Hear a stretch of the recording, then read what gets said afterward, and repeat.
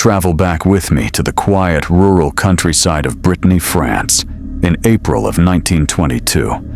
where a nightmare began for the Picard family when their 2-year-old daughter, Pauline, vanished without a trace from the family farm in Goa-Saludu, sparking a massive search that involved the entire community and police sweeping every inch of the property, but finding absolutely nothing.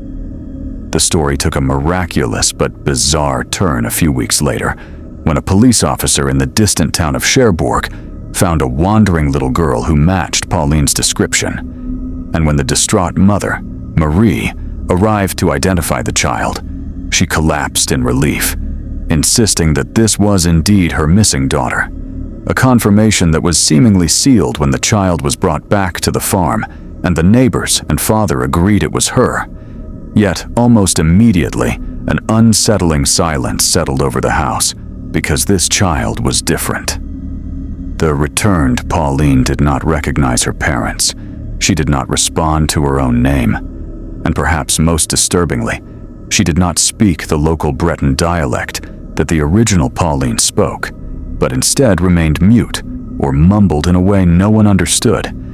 Yet the parents, perhaps blinded by grief and hope,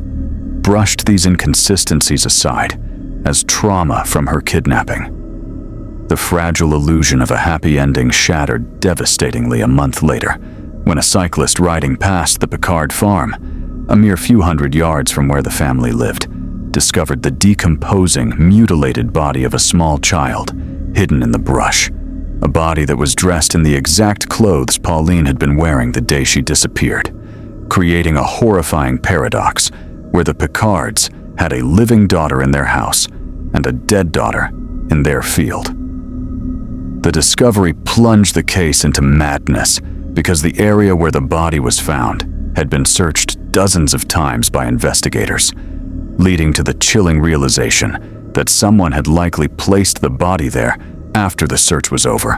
raising the question of who the silent girl living in the house actually was, if the real Pauline had been dead the entire time. The living Pauline was eventually removed from the home and found to be a separate child named Yves Martin, though her presence there remains unexplained,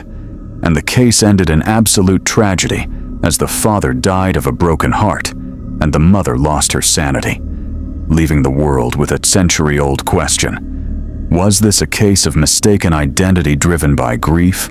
or a sinister cover-up involving a family who knew more than they said? As we look back on this case today, it remains one of history's most haunting puzzles, reminding us that sometimes the things that come back to us are not what we lost, but something far more mysterious.